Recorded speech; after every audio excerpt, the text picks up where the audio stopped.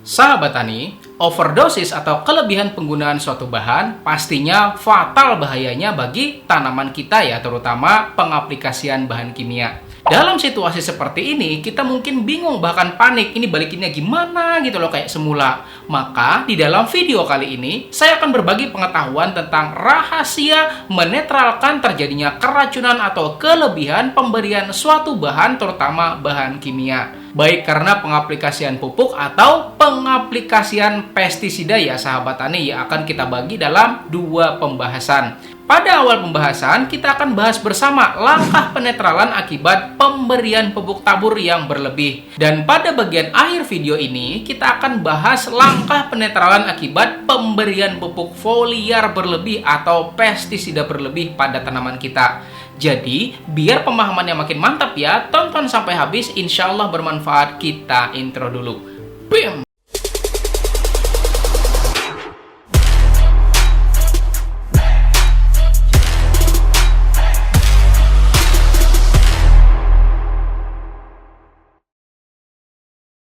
Saya doakan buat sahabat tani yang sudah subscribe channel ini dan klik tombol loncengnya, ilmunya makin berkah, rezekinya tambah banyak lagi. Amin. Sahabat tani, memiliki tanaman yang tumbuh dengan baik, subur, dan dapat berproduksi dengan lebih optimal pastinya impian semua orang, termasuk Anda juga kan? Untuk mendapatkan kondisi tanaman yang dimaksud, maka pemberian pupuk sebagai penyedia nutrisi bagi tanaman kita, serta penyemprotan pestisida untuk kendalikan organisme pengganggu tanaman adalah solusi yang diambil kebanyakan dari kita, betul nggak kira-kira? Tetapi mungkin karena kita tuh kurang pengetahuan ya sahabat tani tentang dosis, jarang baca pada kemasan yang tertera, terlebih emosi yang bermain saat pemberian pupuk maupun pemberian pestisida, dengan harapan tanaman kita itu bisa tambah baik, tambah untung ya sahabat tani, tapi malah berujung pada kebuntungan.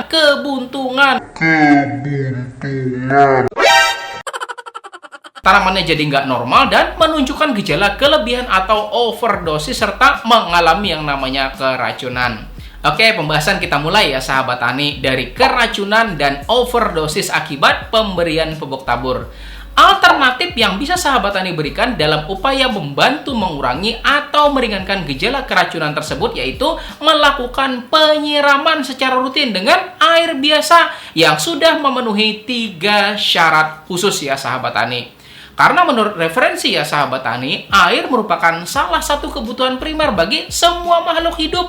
Bahkan menurut referensinya, air menyusun 70% hingga 90% dalam komposisi tubuh makhluk hidup. Dan ini berlaku juga bagi tanaman kita.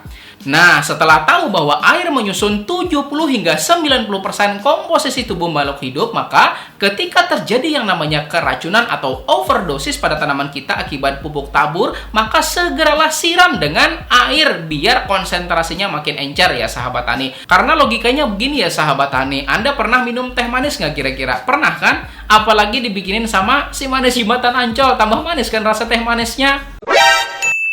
Oh no. Enggak, sahabat tani, si manis jembatan Ancol tuh hantu sahabat tani, bukan.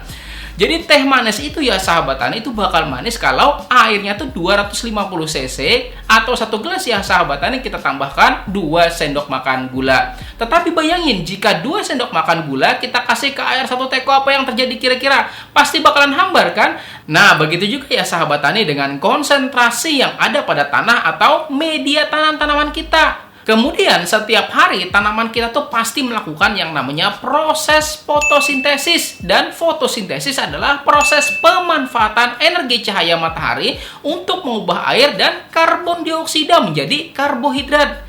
Jadi dalam proses fotosintesis ini, air merupakan salah satu molekul yang mutlak ada dan diperlukan untuk menghasilkan karbohidrat. Materi tentang fotosintesis sudah saya bahas ya sahabat tani pada video saya yang judulnya magnesium ya sahabat tani, ada kok di channel ini. Oke, dengan kita lakukan penyiraman secara rutin, maka konsentrasi hara yang semula sangat tinggi menjadi semakin berkurang pada tanaman kita. Secara bertahap dan perlahan keracunan itu juga bakal semakin berkurang juga ya sahabat tani. Tetapi memang ada syarat air yang harus diberikan ya sahabat tani, dan apa aja kira-kira syaratnya itu? Saya akan jelaskan ya sahabat tani setelah Anda ikuti dulu pesan-pesan berikut ini, silahkan.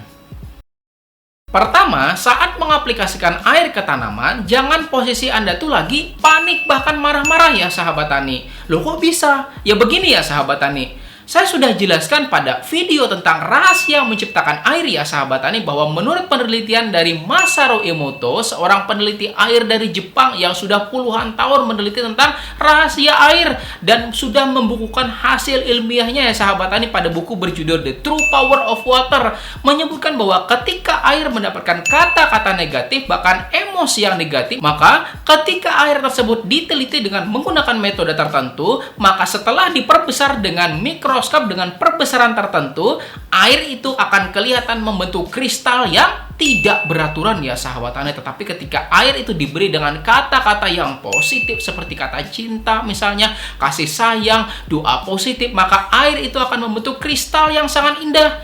Dan seperti ini ya sahabat tani bentuk kristal airnya, silahkan.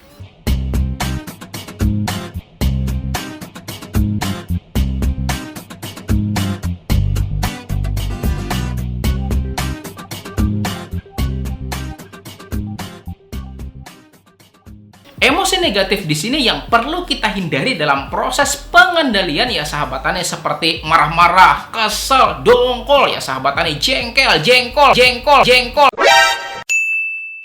Wah, itu perlu dihindari ya sahabat tani. Tarik nafas yang dalam, lalu buang perlahan ya sahabat tani. Contohnya seperti ini, tarik nafas, hembuskan. Rilekskan pikiran Anda ya sahabat tani, dan mulailah untuk melakukan pengendalian menggunakan air. Ucapkan juga ya sahabat tani kata-kata pengharapan, misalnya kata bismillah kah, atau salawat kah misalnya buat kita yang beragama Islam ya sahabat tani, atau doa-doa lainnya bagi agamanya yang lain ya sahabat tani, silakan menyesuaikan. Insya Allah air pun akan membawa keberkahan untuk Anda dan tanaman kita ya sahabat tani. Mungkin metode saya ini aneh ya sahabat tani, tetapi saya yakin udah sejak zaman kakek nenek kita dulu metode ini tuh udah dipakai.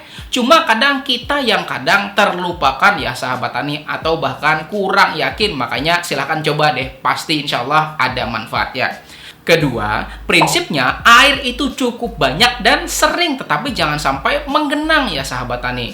Jangan mentang-mentang PPL merekomendasikan ngasih air lalu Anda langsung guyur duar gitu loh, 1 ember penuh. Bukan gitu ya sahabat tani. Kita aja nih kalau nyebur di kolam yang isinya itu air setinggi 2 meter, kira-kira apa yang terjadi? Bakal tenggelam kan? Apalagi kalau Anda yang nggak bisa renang ya sahabat tani. Maka ya sahabat tani, mending kita tuh ngasih airnya cukup banyak aja, nggak sampai berlebihan ya sahabat tani, dan juga sering.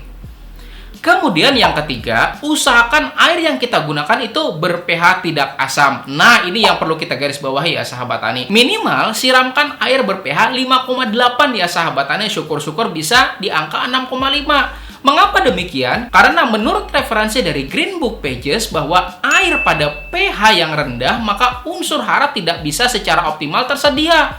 Maka butuh pH setidaknya 5,8 agar unsur hara bisa tersedia atau terlarut. Logikanya begini ya sahabat tani, ketika air ber-pH tinggi itu kita berikan kepada tanaman kita, maka unsur hara yang overdosis itu yang sudah berada di dalam tubuh tanaman kita itu juga bisa ikut larut dalam air serapannya, hingga konsentrasinya pada tanaman kita itu berangsur berkurang ya sahabat tani gitu. Tapi mungkin yang jadi pertanyaan Anda adalah bagaimana cara amannya? Maka bagi Anda yang tanam tanaman itu di sekitaran rumah atau jenis tanaman tabu lampot misalnya ya sahabat tani, maka siramlah dengan air PDAM. Ya, karena syarat mutlak dari air PDAM itu harus tidak boleh ber-pH rendah ya sahabat tani, dan sesuai dengan standar persyaratan air minum baik pH maupun TDS-nya. Maka cara amannya gunakanlah air PDAM ya sahabat tani dalam pengaplikasian. Tapi mungkin yang bakal jadi masalah gimana bagi Anda yang tanam di kebun atau jauh dari PDAM? Maka Anda perlu siapkan yang namanya pH meter air ya sahabat tani. Ukurlah pH air yang ada pada kebun sahabat tani, dan jika ternyata menunjukkan angka 6 atau 7 misalnya, maka langsung saja siramkan ya sahabat tani, atau lakukan penyiraman pada tanaman Anda. Tetapi jika di bawah 5,5, maka Anda perlu naikkan pH air tersebut bisa dengan menggunakan kapur pertanian. Nah, ini dia rahasianya ya sahabat tani. Sudah saya bahas ya sahabat tani pada video yang ini bahwa penambahan kapur dolomit pada air dengan pengadukan yang cukup lama dapat meningkatkan pH air tersebut. Maka alternatifnya silakan sahabat tani siramkan dengan air kapur. Silahkan siramkan ya sahabat tani atau kocorkan kepada tanaman kita yang mengalami overdosis tersebut. Sedikit saya mau jelaskan ya sahabat tani unsur hara kalsium dan magnesium yang dimiliki oleh kapur dolomit. Kalsium dan magnesium merupakan golongan 2A yang termasuk dalam jenis logam alkali dan sifatnya itu basa ya sahabat tani. Kalsium berperan penting dalam mengurangi dampak keracunan pada senyawa kimia. Sedangkan magnesium itu digunakan sebagai obat mah ya sahabat tani. Tahu mah kan? Itu loh asam lambung berlebih ya kan? Jadi dua-duanya itu memiliki fungsi untuk menaikkan pH ya sahabat tani. Pernah nggak Anda dengar orang bilang seperti ini? Kalau keracunan itu minumlah susu biar netral ya nggak? Kenapa susu coba? Ya karena ada kalsiumnya betul kan? Makanya ya sahabat tani, kalau keracunan atau kelebihan pemberian unsur hara, maka berilah apa saja yang mengandung kalsium dan magnesium. Dan kapur dolomit itu salah satunya. Obat mah coba misalnya promah. Bisa aja kita pakai buat naikin pH air, tapi yang mending buat tanaman kita ya sahabat tani, pakailah kapur dolomit aja ya kan? Aneh-aneh kok pakai promah sih. Maka berikanlah campuran air plus campuran kapur dolomit kira-kira 2-3 genggam untuk 5-7 liter air dan kocorkan saja ya sahabat tani sering-sering kepada tanaman kita, terutama dekat dengan perakaran tanaman kita. Tapi saya penasaran nih, dari sekian banyak subscriber dari channel ini, pasti bakalan ada deh yang nyoba pakai promah, yakin deh saya. Selanjutnya ya sahabat tani, kita bahas tanaman yang keracunan atau kelebihan pemberian unsur hara atau pestisida dengan metode aplikasi foliar. Maka bisa kita kendalikan dengan cara menyemprotkan air ber-pH tinggi. Menurut beberapa referensi ya sahabat tani mengatakan bahwa air yang ber-pH tinggi memiliki tingkat ORP yang negatif. ORP merupakan singkatan dari Oxidation Reduction Potential, di mana ketika nilai ORP pada air adalah negatif, maka air tersebut memiliki kemampuan sebagai antioksidan. Dan antioksidan itu bekerja menangkap radikal bebas. Maka diharapkan ya sahabatannya dengan adanya pemberian air ber-pH tinggi ini, maka efek keracunan atau overdosis pada tanaman kita bisa dikurangi. Dan sampai di sini saya yakin deh, pasti aja ada di antara Anda yang keinget soal promah ya sahabat tani. Maka nggak usah dipakai ya sahabat tani kecuali dalam kondisi darurat. Alternatif pertama ya sahabat tani, Anda bisa semprotkan larutan susu murni ke daun tanaman kita dan lakukan sering-sering, kira-kira 3-5 hari sekali ya sahabat tani, dan sesuaikan aja dengan kondisi tanaman kita. Alternatif kedua ya sahabat tani, bisa menyemprotkan kalsium bubuk dan encerkan hingga pH 8. Dan alternatif ketiga ya sahabat tani, bisa juga semprotkan larutan soda kue yang kita encerkan sampai pH 8. Dan lakukan langkah ini secara rutin ya sahabat tani, 3-5 hari sekali sampai tanamannya udah mulai membaik. Oke, itu dulu ya pembahasan kita kali ini ya sahabat tani, mudah-mudahan bermanfaat. Jika Anda merasa video ini bermanfaat, silakan sahabat tani klik tombol jempolnya dan klik juga tombol bagikan ya sahabat tani atau share, biar makin banyak petani yang tahu informasi ini. Dan di bawah sini ya sahabat tani ada 2 video yang saya rekomendasikan untuk Anda pelajari. Insya Allah akan semakin membuat keilmuan Anda tambah banyak lagi. Nonton ya sahabat tani. Terima kasih, saya Rizal Ansar dari channel Penyuluh Pertanian. Saya Rizal Ansar dari channel Penyuluh Pertanian Lapangan. Terima kasih sudah nonton. Wassalamualaikum warahmatullahi wabarakatuh.